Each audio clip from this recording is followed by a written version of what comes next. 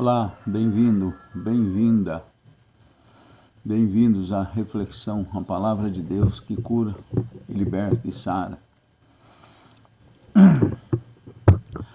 Na palavra de Deus está escrito lá, Hebreus 6,12, a palavra de Deus é viva e eficaz, e como uma espada de dois gumes vai à divisão da medula, dos ossos, da alma e do espírito, e tudo é nu e descoberto diante daquele ou daquela que é a palavra de Deus, né? O verbo encarnado daquele. Tudo é nu e descoberto, aquele a quem nós deveremos prestar conta, o Senhor Jesus, o verbo divino, né? A palavra de Deus se fez carne e habitou entre nós. Tiago 1, 21, 22 diz: tirai do vosso coração toda malícia, todo pensamento de já sei, eu conheço, não quero saber, já sei de tudo isso. Tirai toda a malícia do vosso coração e prestai atenção a esta palavra que pode salvar as vossas almas. Salvar o quê? As vossas almas. Salvar do quê, João? Das trevas exteriores, choro e ranger de dente, do fogo eterno e do reino de Satanás, né? E do outro lado nós temos dois reinos por aí. O reino das trevas ou da luz. Você escolhe para onde você quer ir. Graças a Deus que nós católicos ainda cremos, e o Senhor Jesus falou algumas vezes na palavra dele, o apóstolo São Paulo fala sobre isso. Existe um lugar que é considerado como inferno, mas é um nível bem mais leve. Ali é o purgatório, e ali a pessoa sai, né? Mais para frente eu vou falar onde Jesus fala sobre isso na Bíblia, sobre esse lugar. Que a pessoa, por exemplo, ela tem... Os evangélicos acham o seguinte, é céu e inferno. Se fosse assim, nós estava frito, porque sabe qual a porcentagem? Na minha opinião, isso não está na Bíblia, mas apesar que a gente vê pela porta estreita que Jesus fala, né? Mas pela minha opinião, quem vai direto para o céu é em torno de 3 a 4% da população mundial. De cada 100 pessoas, 3 a 4 que vai para o céu, direto. Já pensou se não tivesse lugar intermediário? Quer dizer, vai perder 96 pessoas em 100. 96 pessoas vai para o inferno, vai se perder. Só 4 vai salvar. Um miudinho, um coisinha de nada. Então, por isso que realmente Jesus ali, a misericórdia divina é isso. Agora eu vou explicar por que vocês isso. Pensa bem, tem um ser humano. Ele segue a Deus, segue a Jesus, ele faz boas obras, faz as coisas na terra. Mas ele tem uns 20 pecadinhos ali, uns 20%, vamos dizer, da vida dele, que ele não... vamos começar lá em cima, ele tem 50% dele que é bom, que faz coisa de Deus, 50% de pecado. E Deus vai condenar ele e junto com ele os 50% de coisas boas que ele faz, de boas práticas, e Deus vai mandar ele para o inferno e vai perder os outros 50%. Ou então a pessoa tem, 60% de coisas boas e 40% coisas má, pecados escondidos que não confessou, ou então, infelizmente, por falta de ensino, ignorância, pecou e não sabia, e está lá com 40% de pecados. E Jesus vai jogar ele no inferno por causa disso e vai perder os 60% dele, não vale nada? E se for 70% bom e se for 30% de coisas má? Jesus vai jogar ele no inferno por causa dessas 30% de coisa má? E se for 20% de coisa ruim que a pessoa pratica, pecado, alguns até desconhecidos dele, que ele não tem noção, porque pai não ensinou, mãe não ensinou, não educou, né? Os sacerdotes, os pregadores não ensinaram errado. Será que Jesus vai jogar ele no inferno por causa desses 20% de coisa ruim? E 10% vai jogar? Não. Então aí que está a questão. Então existe esse lugar onde a pessoa, num estado de consciência, de sofrimento, arrependimento, separação de Deus, aquilo ali vai purificar ela, vai limpar daquela sujeira dela, ela vai pagar o preço. Vamos dizer que fez um roubo, fez uma mentirinha que prejudicou uma pessoa ou outra aqui e ali. Ele vai pagar isso lá, vai sofrer e chorar, né? Choro e ranger de dente, mas não tem os demônios junto. E é só um estado de escuridão e separação de Deus, onde ele vê claramente o pecado várias vezes e vai queimando ele, e para até ele ter um arrependimento totalmente sincero, onde ele vai ser lavado e purificado. Entendeu, gente? Isso aí a gente vê bem lá na passagem do Antigo Testamento, quando Deus, os 3 anjos aparecem representando o Pai, Filho e Espírito Santo, né? Era 3 anjos, porque Deus se aparecesse ali, torrava Jó, torrava tudo, né? Torrava ali as Abraão. 3 anjos apareceu para falar da promessa do filho para Abraão, né? Visitou ele, e ele na hora que ele era muito ligado a Deus, se tocou que aqueles homens não eram homens comuns, né? Altos, bem aprumados, perfeitos. Ele já sabia que eram, nem discutiu, nem fez questão, nem nada, já sabia que eram servos do Deus Altíssimo, que eram anjos de Deus, né? E Abraão teve algumas experiências espirituais místicas, né? Que era um homem de muita fé, justiça e bondade. E aí ele, e Deus passou o anjo e falou, tá vendo a cidade de Sodoma e Gomorra? Aí Deus falou que ia lá para destruir. E você vê como Deus é bom, passou ali para Abraão interceder e para ensinar a nós uma lição, para deixar ali para nós ensinar. Então nós temos que pegar essas lições do Antigo Testamento do passado e prestar atenção e pôr em prática, e não precisar a gente passar por aquilo de novo, entendeu? Já está tudo ali na palavra de Deus, né? Do Antigo, do Novo Testamento, ver o que os apóstolos faziam, ver o que os profetas faziam, o que eles sofriam as cidades, né? Quando pecavam, quando idolatravam, quando misturavam a fé deles com outros deuses pagãos, com politeísmo, né? Com vários deuses. Então Deus, né? E aí Deus falou, eu vim para ver, né, o clamor dos pecados. Deus não precisava descer, mas aquilo ali era para o povo antigo entender, compreender a linguagem deles, senão eles não entendiam. Hoje em dia o ser humano tem mais capacidade de entender certas coisas espirituais. E aí Deus falou, eu desci para ver pessoalmente, né, sobre o testemunho da imundície, da baixeza, da vileza que se tornou essas pessoas em Sodoma e Gomorra, das práticas abomináveis, né, que faziam principalmente na área da luxúria, da sexualidade, da depravação. E Deus falou que eles iam ver lá e que ia destruir a cidade, se fosse como estava clamando aos céus, né? E aí Abraão, como o sobrinho dele morava lá, o sobrinho de Abraão, Ló, não tinha a palavra sobrinho, né? Na tradução original ele chama de filho, né? Quando era sobrinho era filho, não tinha a palavra sobrinho, nem tio, nem primo, então chamava irmão. Aí o sobrinho de Ló morava ali, né? Filho de Arão, se eu não me engano. Bom, não lembro de quem era o pai dele. Arão era... Bom, não lembro. Faz tempo que eu não leio essa passagem. Mas era sobrinho de Abraão. E ele, né, gostava muito desse sobrinho, que parece que o pai dele morreu, e Abraão criava ele como se fosse, cuidava dele como um filho, né? E ele ficou muito rico com Abraão também, porque tinha a bênção de Abraão. E ele tinha ido morar lá nas planícies do Jordão, que era muito... planície do Mar Morto, né? Que era muito rica aquela área para plantar, né? Muito agricultável, muito produtiva, adubada aquela terra, milhares de anos descendo humus, né? Descendo minerais, então dava muito ali, o que plantava produzia. E aí Ló morava lá e o anjo falou que ia destruir, aí Abraão pensou, puxa, meu sobrinho, a família dele mora lá. Falou, mas se existir 50? Bom, aí o anjo de Deus falando, né, na voz de Deus, é como se fosse um embaixador, um arauto, né? Falava exatamente as palavras de Deus. Falava, se eu encontrar ali tantos, eu não vou destruir Sodoma. Me perdoe, senhor, se eu falo de novo, mas e se encontrar só 40? Não vou destruir a cidade. E se for 30, não vou destruir a cidade. Tá vendo? Então a mesma coisa o ser humano. E se ele só tiver 30% de pecado, não vou destruir. E se tiver 20, não vou destruir. Mas se baixar muito, aí não tem jeito. Aí vai para o inferno, né? Então a pessoa, só que com aqueles 20% que a pessoa tem de pecado, 30%, 40%, 50%, não pode entrar no céu e nem consegue, mesmo que Deus permitisse, ele não ia entrar nos céus. Por quê? Porque ali a consciência dele, vamos dizer, como se fosse a roupa, né?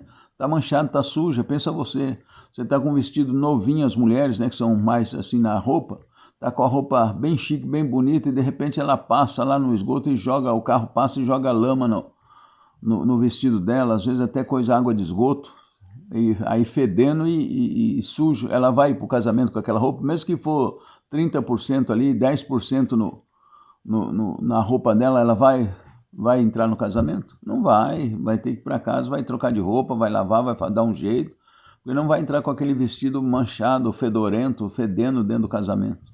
A mesma coisa a pessoa, não vai para o céu. Desse jeito, tá bom? Já estiquei demais, hein? Quase tem que fazer outro. Talvez tenha que diminuir a leitura, mas Deus sabe o que fala, não, né? Eu não sei o que eu digo, mas peço a Deus que me oriente. Então hoje nós vamos ver lá, mas antes vamos fazer nossa oração, né? Senhor Jesus, nós te louvamos, te bendizemos, te agradecemos por esse sábado abençoado. Muito obrigado, meu Deus. Estende a tua mão poderosa sobre nós. Reveste-nos, ó Senhor Jesus, com a armadura do cristão, meu Deus. Abençoa o nosso dia, que seja produtivo e de paz, Senhor Jesus. Nos defende, ó Senhor, com teu poder, com a tua graça, dos espíritos malignos, demoníacos e humanos, Senhor.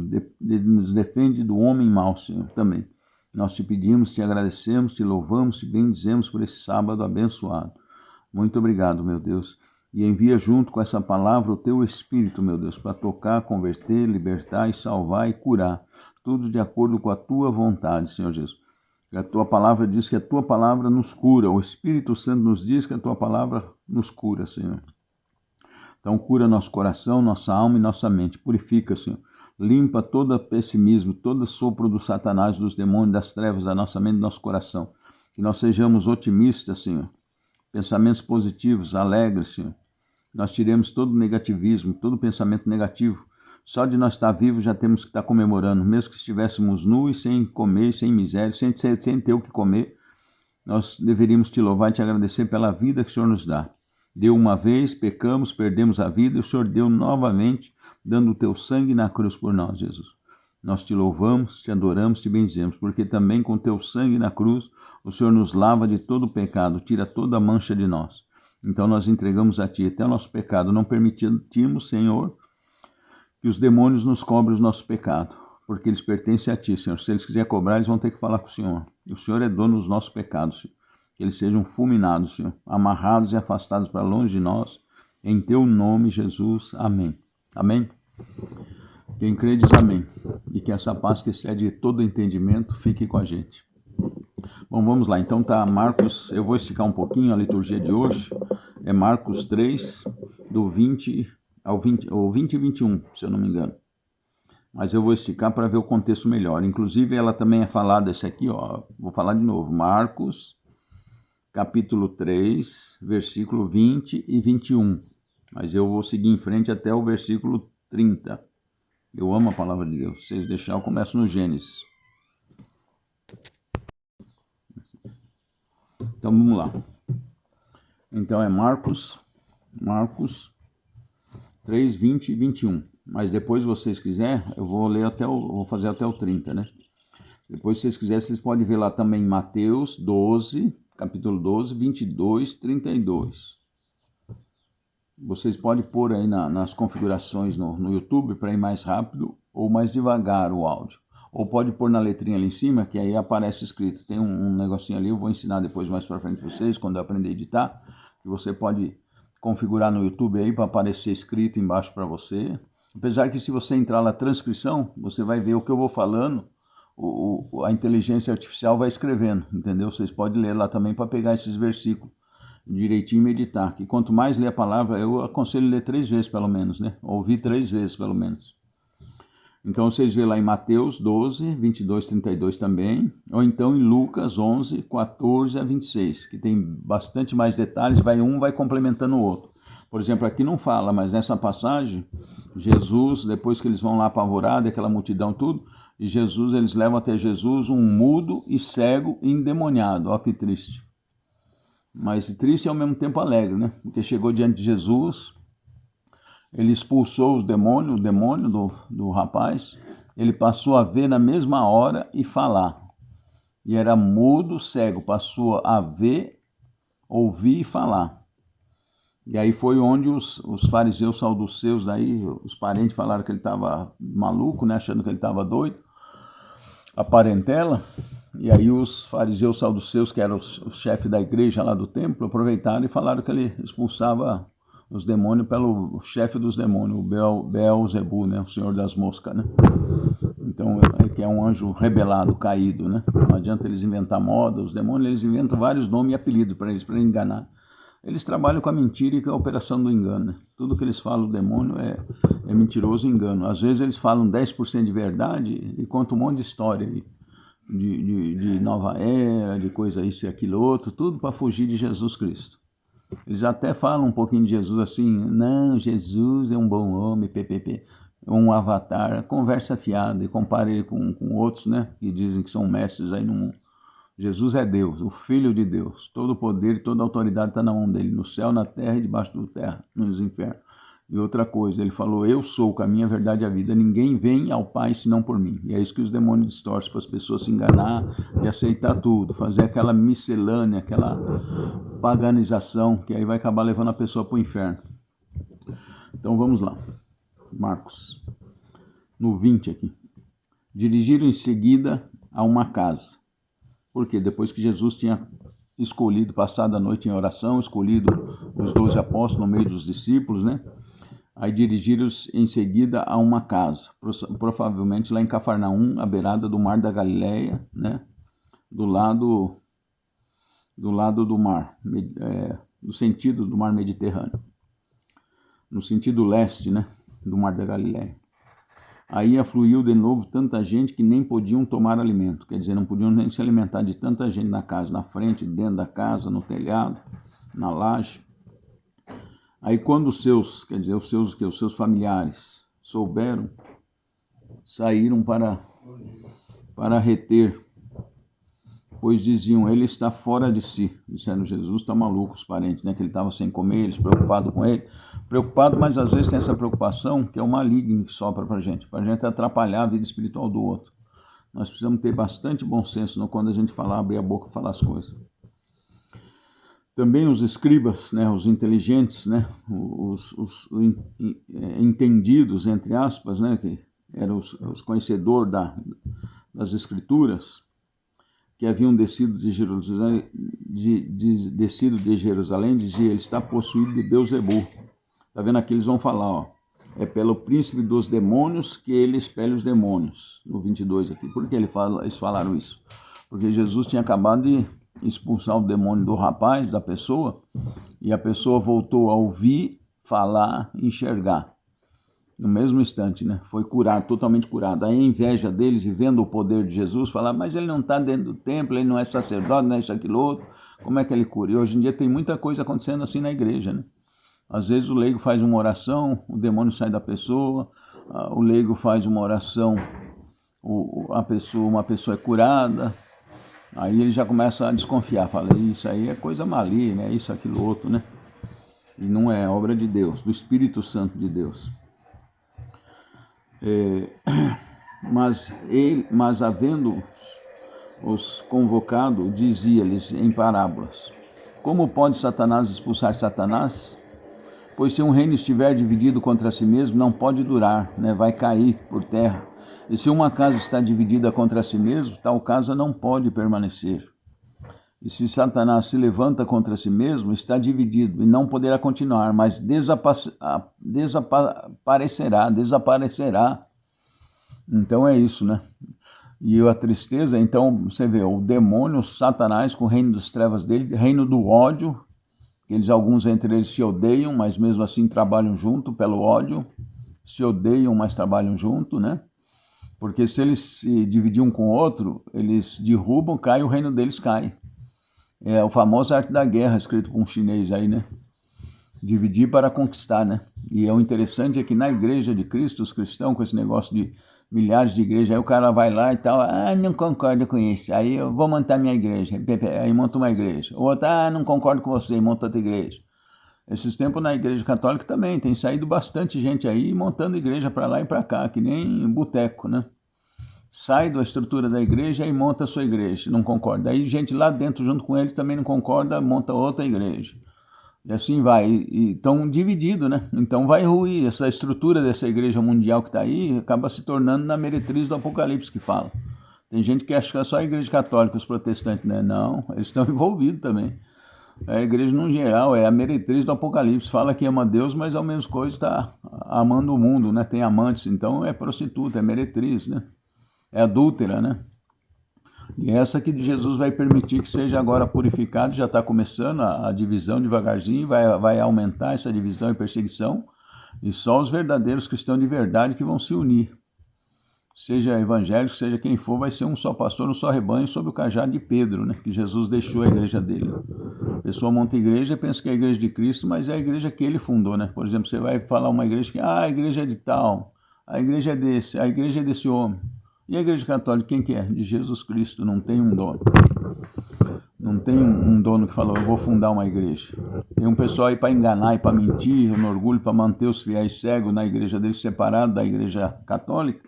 Fala que a igreja católica foi Constantino que criou, mentira. Se você pegar no ano 100 lá, depois de Jesus, já tinha bispo, diácono, já tinha tudo, já tinha a igreja formada.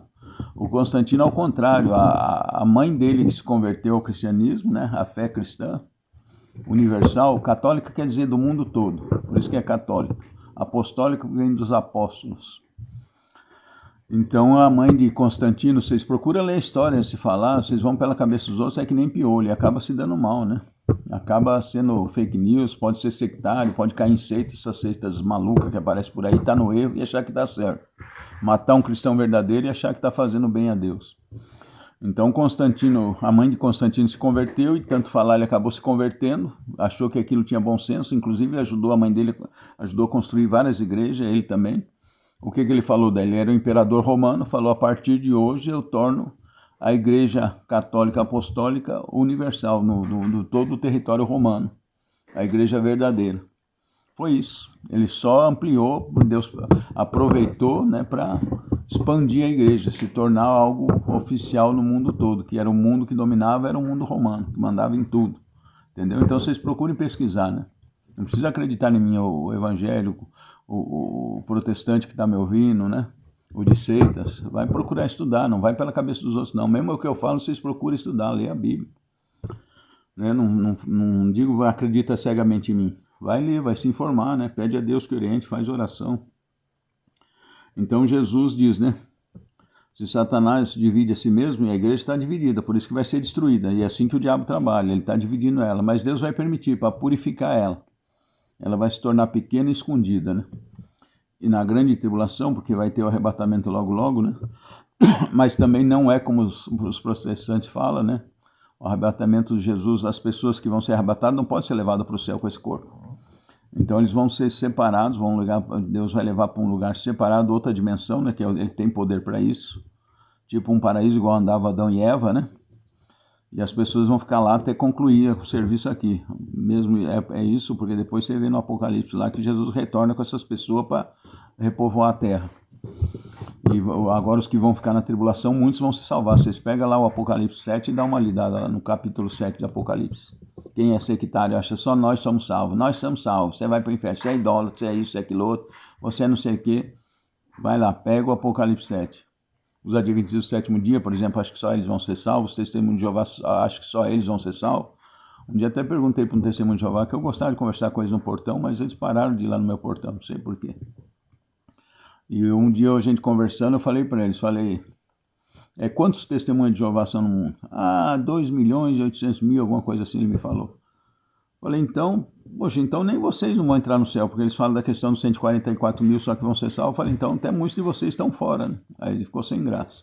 Eles falam que não existe inferno, falam que vai ser destruído, um monte de coisa. Falam que os trinitaristas, que são os evangélicos, que nós, né, os católicos, diz que estão tudo perdido, que não existe isso, que é idolatria, e ppp. Você vê a que ponto chega, é sectário, né?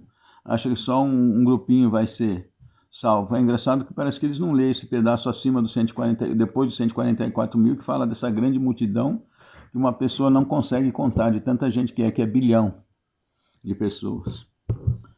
Eu acredito mais na misericórdia divina, né? Em que Jesus vai salvar todos que, como eu falei no começo aí, né? Que tem, 40%, 70% de coisa boa.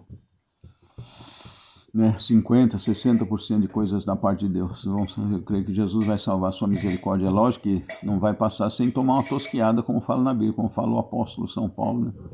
Sem que seja passado pelo fogo. Então ele diz assim, se Satanás se levanta, então mesmo pelo ódio, eles estão unidos ao reino de Satanás, para perder o máximo de alma possível e levar a encher o inferno de gente, tomar de Deus. É lógico que eles não conseguem, eles se vangloria, mas O ser humano tem livre-arbítrio, só vai para o inferno quem realmente se afasta de Deus e decide ir. Porque aqueles que não querem ir para o céu, o diabo pode fazer o que quiser, Jesus vai salvar essa pessoa. Mas ninguém pode entrar na casa do homem forte, aqui já tem falado de outro sentido. Eu tenho pedido a Deus o sentido mais profundo dessa parte. Um pouco eu entendo, né? Ninguém pode entrar na casa do homem forte e roubar-lhe os bens se antes não o prender, então saqueará a sua casa. Tá vendo? Então, quando a pessoa é de Deus, o diabo vai minando e amarrando a pessoa, amarrando a mente, amarrando nos pecados. Quando ele consegue cravar a pessoa no pecado, aí ele entra dentro da pessoa. Quando afunda no pecado. E a mesma coisa do lado maligno. Nós temos que repreender as obras dele, né? Proibir, e depois aí nós arranca a alma que ele está sequestrado com ele, o demônio. Em verdade vos digo, todos os pecados serão perdoados aos filhos dos homens, mesmo as suas blasfêmias, tá vendo? Todos os pecados podem ser perdoados. Você fala, não tem perdão para mim, que eu já enfiei o pé na jaca, tô assim. Não, o Senhor Jesus fala, se você se render, se você voltar para Jesus e falar, Senhor, eu me arrependo, você tem chance. Você pode ser salvo. Enquanto está vivo, tem chance. Mas todo que tiver blasfemado contra o Espírito Santo, jamais terá perdão. Mas será culpado de um pecado eterno. E aí eu pensava, mas Jesus, o que é isso? Não vai ter perdão, meu Deus? O que é isso, blasfemar? Por que não tem perdão? Uma das coisas, o pecado contra o Espírito Santo é blasfemar, né? Atribuir uma obra do Espírito Santo, dizer que é do demônio, como eles falaram que Jesus expulsava os demônios por Beelzebul, mas ele expulsava pelo Espírito Santo, poder de Deus. E assim também aqueles que fazem hoje. E aplicar o demônio isso, então é um pecado gravíssimo. E por que não terá perdão? Porque é o Espírito Santo que nos convence a respeito do pecado, da justiça e do juízo. E se você expulsa o Espírito Santo de você com isso, você não vai ter mais consciência de pecado, não vai se arrepender mais. Por isso que você mesmo vai se condenar, não tem perdão. Tá bom? Eu vou encerrar porque já ficou muito comprido esse vídeo nosso. Tá bom? E fica para o próximo vídeo. Louvado seja nosso Senhor Jesus Cristo, para sempre seja louvado. Vamos refletir. Ouve 2, 3 vezes, lê a palavra de Deus, tá bom? E que Deus abençoe você, que seja feliz e tenha paz.